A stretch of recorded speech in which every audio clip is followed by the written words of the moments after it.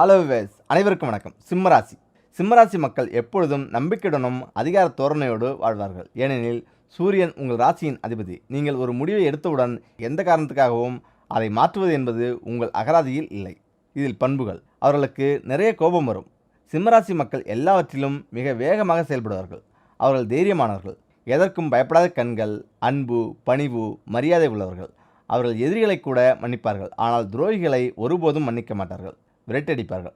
அவர்களின் பேச்சில் ஒரு தெளிவு இருக்கும். அவர்களில் பெரும்பாலானோருக்கு வாழ்க்கையில் பணப்பற்றாக்குறை இருக்காது.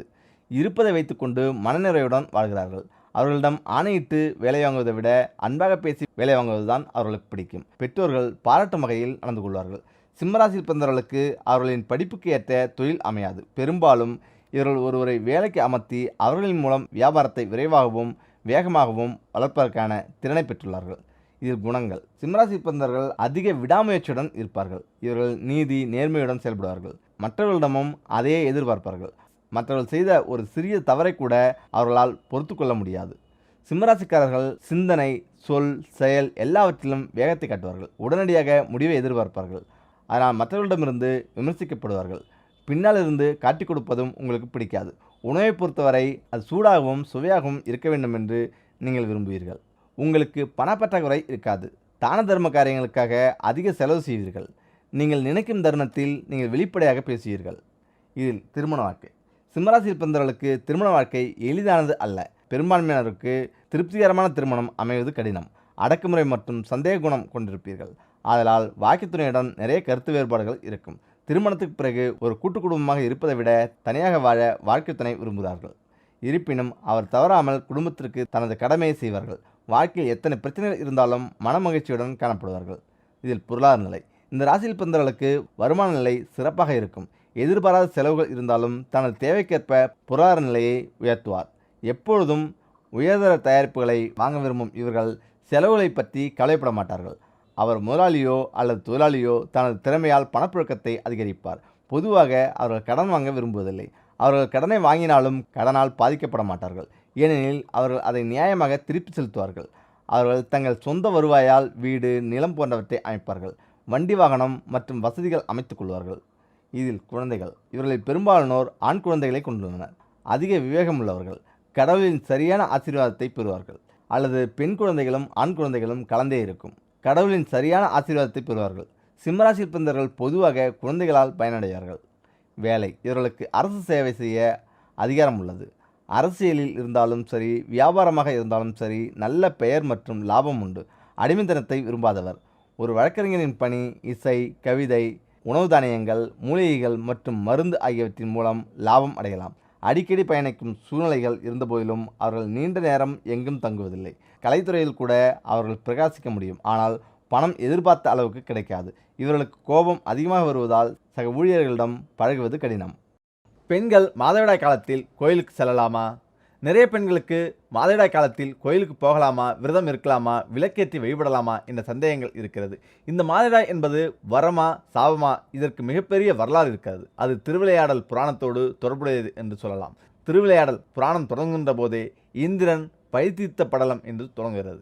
அந்த படலத்தோடு தொடர்புடைய வரலாறு தான் இதனுடன் சேர்ந்திருக்கிறது. இந்திரனிடம் இருக்கிற இந்த சாபத்தை யாராவது பகிர்ந்து கொள்கிற பட்சத்தில் அந்த சாபத்தில் விடுதலை பெற்று சௌக்கியமாக வாழலாம் என்ற நிலை வருகிற போது அது 4 பகுதிகளாக பிரிக்கப்பட்டு 4 இடத்திற்கு பறை செல்கிறது. அது எப்படி உருமாறுகிறது, யாரிடத்தில் எப்படி வந்து அடைகிறது என்றால் அது 4ம் என்னவென்றால் நிலம், நீர், மரம், பெண். இந்த 4ற்கும் அந்த சாபம் பிரிக்கப்படுகிறது. அது எப்படி என்றால் நிலத்தில் ஒவ்வாறாக இருப்பது சாபமாகவும், எவ்வளவு வறண்டு போனாலும் மீண்டும் அது தன்னைத்தானே புத்துயிர் பெற்றுக்கொள்ளும் என்பது வரமாகவும் அளிக்கப்பட்டுள்ளது. மரத்தின் பிசின் என்பது சாபமாகும். அதை வெட்ட வெட்ட மீண்டும் என்பது துளிர்க்கும் என்பது வரமாகவும் சொல்லப்படுகிறது. நீரில் நுரையாகவும் மற்றவற்றை புனிதப்படுத்த இந்த நீர்தான் பயன்படுத்தப்படும் என்பது அதற்கு வரமாகவும் சொல்லப்படுகிறது. பெண்களுக்கு அது மாதவிலக்காகவும் மதிப்பும் மரியாதையும் அவளுக்கு அதிகரித்து கடவுள் நிலைக்கு தன்னை உயர்த்தி செல்வார் என்பது வரமாகவும் தரப்படுகிறது. இப்படி 4ல் வரம், சாபம் இரண்டுமே பிரிந்துவிடுகிறது. அப்படி பெண்ணுக்கு ஏற்பட்ட அந்த மாதவிலக்கினுடைய வரம், சாபம் வரலாறு இதுதான். இது ஒரு தீட்டு என்று சொல்கிறார்களே, என்ன காரணம் என்றால் இந்த காலத்தில் அது இணைந்து கொண்டால் அது ஒரு தீட்டு என பெரியோர்கள் நமக்கு சொல்லியிருக்கிறார்கள். இது தெய்வத்திற்கும் தொடர்புடையது என்றால் ஆம். அம்பிகையின் சக்தி பீடங்கள் என்று எடுத்துக்கொண்டோம் என்றால் அதில் அசாமில் உள்ள யோனசக்தி பீடமாக விளங்கக்கூடிய காமாக்கியா என்ற ஆலயம். இந்த ஆலயத்தின் அது அற்புதமான அதிசயமிக்க ஒரு செயல் வருடந்தோறும் நடைபெற்று கொண்டிருக்கிறது. வருடத்திற்கு 3 முதல் 4 நாட்கள் வரை எப்படி மாதவிலக்கின் போது உதிரப்போக்கு ஏற்படுமோ அதேபோல அம்பிகைக்கு ஏற்படுகிறது என்று இந்த ஊர் மக்கள் கதவை அடைத்து திருவிழாக கொண்டாடி மகிழ்ச்சி அடைகின்றனர். இன்றைக்கும் இந்த உலகத்தில் இப்படி ஒரு சம்பவம் நடைபெற்று கொண்டுதான் இருக்கிறது. அதேபோல கேரளாவில் இருக்கக்கூடிய செங்கனூர் பகவதி என்பது முழுக்க முழுக்க கண்ணகியின் ரூபமாக கருதப்படுகிறது. அந்த ஆலயத்தில் அம்பிகைக்கு உதிரப்போக்கு ஏற்படக்கூடிய அந்த காலத்தை மக்கள் மிகுந்த பக்தியோடும் கொண்டாடி மகிழ்ச்சி அடைகின்றனர். இப்படி இறைவனோடு தொடர்புடைய ஒன்றும் புராணத்தோடு தொடர்புடைய ஒன்றும் கதை இருக்கிறது. எது கூடாது என்று பெரியோர்கள் சொல்கிறார்கள் என்றால் அதற்கு என்ன காரணம் என்று நாம் யோசித்து பார்க்க வேண்டும். கோயிலுக்கு போகக்கூடாது என்றார்கள். ஏன்? அந்த காலத்தோடு ஒப்பிட்டு பார்த்தீர்கள் என்றால் இப்போது இருக்கின்ற மாதிரி அப்போது அது நவீனமான வாழ்க்கை கிடையாது. நம்முடைய அம்மா காலத்திலும் பாட்டி காலத்திலும் யோசித்து பாருங்கள். இப்போது நம்முடைய காலத்தையும் யோசித்து பாருங்கள். அவர்கள் பயன்படுத்திய உடைகள், அவர்கள் பயன்படுத்திய பாதுகாப்பு சாதனங்கள் எல்லாமே ரொம்ப குறைந்த அளவே இருந்தது. ஆனால் இன்றைக்கு அப்படி கிடையாது. இப்போது எல்லாம் தலைக்கீழாக மாறிவிட்டது. இந்த காலத்தில் அதனால தான் அந்த நிலைக்கு எடுத்த முடிவுதான் இது. ஒரு பெண் மிகவும் சுத்தமாக இருக்கணும். ஏனென்றால் இந்த உதிரப்போக்கு காலத்தில் இன்ஃபெக்ஷன் அதிகமாக ஏற்பட்டால் நோய் தொற்று ஏற்படும். அதிலிருந்து அவர்கள் மீள்வது என்பது மிகவும் கடினம். அதனால் ரொம்ப சுத்தமாக இருக்க வேண்டும் என்று அவளை தனிமைப்படுத்தினார்கள். அதேபோல அந்த நேரத்தில் அவளுக்கு நல்ல ஓய்வு இருக்க வேண்டும் என்பதற்காகவும் பெண்ணை தனிமைப்படுத்தி வைத்திருந்தார்கள். இந்த தனிமைப்படுத்தல் கூடாது என்பதில் நிறைய நல்ல விஷயங்கள் பெரியவர்கள் சொல்லியிருக்கிறார்கள். கோயிலுக்கு போகக்கூடாது, எதையும் தொடக்கூடாது, அடுப்படிக்கு வரக்கூடாது, ஆகாது, தீட்டு என்று சொன்னார்களே என்றால் இது எல்லாம் விஞ்ஞானமும் சார்ந்தது. அது என்ன விஞ்ஞானம் சார்ந்தது என்றால் வீட்டில் ஒரு பெண் 3 நாளோ 4 நாளோ தனிமையில் அமர்ந்து இருக்கின்ற போது நல்ல ஓய்வு கிடைக்கிறது. இந்த மாதவிட காலத்தில் ஒரு பெண்ணின் உடலில் இருந்து அதிகமான வெப்பம் வெளியேறும். குளித்தால் கூட அது அதிகப்படியான உதிரப்போக்கை ஏற்படுத்தும் என்பதால் 3 மற்றும் 4 நாளைக்கு தலை குளிக்காமலேயே ஒரே இடத்தில் உட்கார வைத்து விடுவார்கள். ஒரே சீரான வெப்பநிலையில் அவள் உடல் இருக்க வேண்டும் என்பதற்காக இந்த வெப்பம் அதிகமாகிற போது எந்த பொருளை தொட்டாலும் அந்த பொருளில் தொற்று ஏற்படும் என்பதால் இதை இன்னும் விளக்கமாக சிந்திக்க வேண்டும் என்றால் நம்முடைய உடல் பஞ்சமய கோஷங்களால் இயங்கிக் கொண்டிருக்கிறது.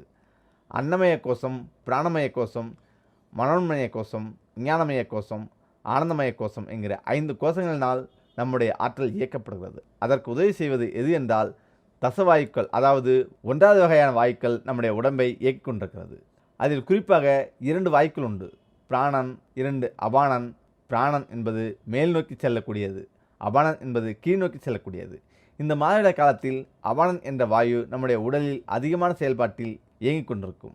பிராணன் என்ற வாயு குறைவாக செயல்படும். அதனால்தான் மாதவிட காலத்தில் எந்த வேலை செய்தாலும் உடனே உடல் சோர்வு ஏற்படுகிறது, உடல் சோர்ந்து விடும். அதேபோல கோயில்களில் பார்த்தோம் என்றால் பிராணசக்தி மிக அதிகமாக இருக்கும். அதனால் ஆலயத்தில் இறைவனுடைய திருவுருவத்தை வைப்பதற்கு முன்னால் கீழே எந்திரங்கள் வைத்து அந்த எந்திரங்களில் மந்திரங்களை உருவேற்றி அதன் மூலமாக அதீத பிராணசக்திகளை ஈர்க்கும் வகையில் தகடுகளை பதிகின்றனர். அது மட்டுமல்லாமல் ஆலயத்தின் கோபுரங்களை பிரமிடு வடிவத்தில் அமைத்து மேலே செப்பு கலசங்களை வைக்கிறார்கள். அப்போது ஆலயத்திற்கு உள்ளே அதீதமான பிராணசக்தி எப்போதும் இயங்கிக் கொண்டிருக்கும். அப்போது எதிர்மறையான அபானம் நாம் செயல்படுகின்ற நேரத்தில் அங்கு நிற்கின்ற போது இந்த பிராணசக்தி நம் உடலுக்கு உள்ளேயும் செல்லாது, அபானசக்தி மேலும் அதிகப்படுத்தி கொண்டே இருக்கும்.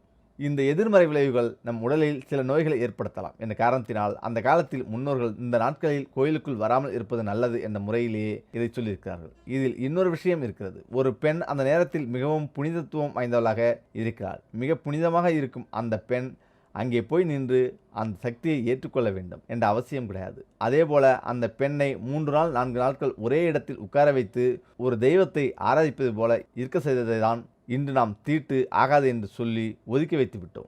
இது ஒதுக்கப்படக்கூடிய விஷயம் அல்ல, புரிந்து கொள்ள வேண்டிய முக்கியமான விஷயம். அந்த நேரத்தில் ஒரு பெண் மிகவும் புனிதத்துவத்தை பெறுகிறாள். எனவே அந்த புனிதத்தை தக்க வைத்துக் கொள்வதற்காக நியதியை தான் நம்முடைய முன்னோர்கள் நமக்கு சொல்லியிருக்கிறார்கள். இது மாதிரி நாம் இருந்தோம் என்றால் நமக்கு நன்மை தரும் என்று சொல்லி வைத்த மிகவும் முக்கியமான விஷயங்கள் இது ஒரு சாபம் அல்ல, புனிதமான ஒரு வரம். பெண்கள் கர்ப்ப காலத்தில் மாதவிடாய் காலத்தில் சூரிய நமஸ்காரம் செய்யலாமா? பெண்கள் கர்ப்பமாக இருக்கும்போது 3 மாதம், 5 மாதம், 7 மாதம் இதில் எப்போது செய்வது, எப்போது நிறுத்துவது, மாதவிடாய் காலங்களில் செய்யலாமா, செய்யக்கூடாதா, எத்தனை நிமிடங்கள் செய்வது, எவ்வளவு நேரம் செய்வது, எத்தனை நாட்கள் செய்ய வேண்டும், பெண்கள் எப்போது உடலை வலிமையாக வைத்திருக்க வேண்டும், தெரிந்து கொள்ள வேண்டியது இதுதான்.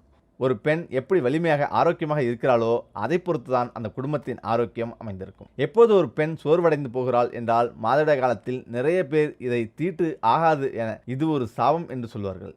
இந்திரனிடத்தில் இருந்து பிரித்தளிக்கப்பட்ட சாபத்தில் ஒரு பங்கு பெண்களுக்கு மாதவிடாயாக தரப்பட்டது. இது வரலாறு ரீதியாக புராண ரீதியாக சொல்லப்படுகிறது. அது ஒரு சாபம் என்றுதான் நினைக்கிறோமே தவிர சாபத்தோடு கூடிய வரம் என்பதை நிறைய பேர் மறந்து விடுகிறோம். அந்த சாபம் கொடுத்த பிறகு அதோடு சேர்ந்து ஒரு வரமும் பெண்களுக்கு கிடைத்தது. இந்த சாபம் இருக்கின்ற காரணத்தினாலேயே பெண்கள் மட்டும் கருவுற்று இந்த உலகிற்கு ஒரு உயிரை தரக்கூடிய ஆற்றலை பெறுவாள் என்ற வரம் பெண்களுக்கு மட்டும்தான் கிடைத்திருக்கிறது. ஆகவே இதை துன்பத்தோடு கூடிய இன்பம் என்று நாம் எடுத்துக்கொள்ள வேண்டும். இந்த மாதவிட காலத்தில் உடற்பயிற்சி செய்யலாமா என்ற சந்தேகம் நிறைய பேருக்கு இருக்கிறது. உடற்பயிற்சி அன்றாடம் செய்து பழக்கம் உள்ளவர்கள் தாராளமாக மாதவிடாய் காலத்திலும் செய்யலாம். என்ன செய்யக்கூடாது என்றால் மிக கடினமான உடற்பயிற்சிகளை செய்யக்கூடாது. உடலை வருத்தி கொண்டு செய்யக்கூடாது. சூரிய நமஸ்காரம் மாதவிடாய் காலத்தில் செய்யக்கூடாது. ஏனென்றால் அது வெறும் உடற்பயிற்சி மட்டுமல்ல, மிகவும் கடினமானது. எனவே கண்டிப்பாக மாதவிடாய் காலத்தில் சூரிய நமஸ்காரம் செய்யக்கூடாது. அதேபோல கர்ப்பமாக இருக்கும் பெண்கள் சூரிய நமஸ்காரம் செய்வதை தவிர்த்து விடுங்கள்.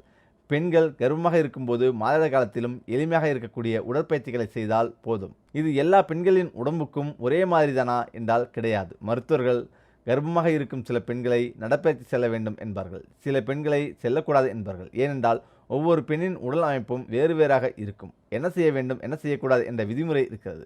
அந்த விதிமுறைக்கு உட்பட்டு என்னவெல்லாம் செய்யலாம், என்னவெல்லாம் செய்யக்கூடாது என நம்முடைய உடல்நிலையோடு ஒப்பிட்டு பார்க்க வேண்டும். உடலுக்கு ஓய்வு என்பது மிக மிக அவசியம். அதனால் அந்த காலத்தில் முன்னோர்கள் முட்டாள்தனமாக எதையும் சொல்லவில்லை, நன்றாக யோசித்து தான் சொல்லியிருக்கிறார்கள்.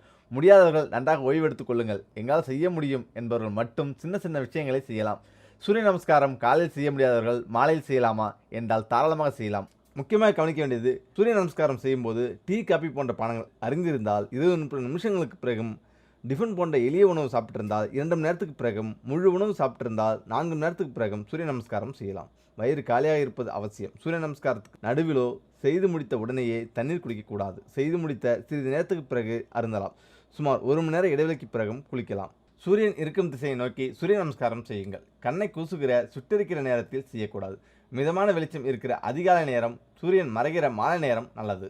சூரிய நமஸ்காரமும் சரி, மற்ற உடற்பயிற்சிகளும் சரி, ஒரு நிலையில் எவ்வளோ நேரம் இருக்க வேண்டும். சூரிய நமஸ்காரம் செய்யும்போது 12 ஆசனங்களையும் குறைந்தது 5 என்கிற வரைக்கும் நிறுத்தி செய்ய வேண்டும். அப்போதுதான் ஒவ்வொரு ஆசனமும் உங்கள் மனதில் நன்றாக பதியும். அதன் பிறகு எண்ணுகின்ற எண்ணிக்கையை குறைத்து கொள்ள வேண்டும். அதேபோல நாளாக நாளாக உங்கள் வேகத்தை குறைத்து கொண்டே வந்தால் இது மிகவும் நல்ல பலனை தரும். அதேபோல மூச்சு விடுகின்ற போது சாதாரணமாகத்தான் விட வேண்டும்.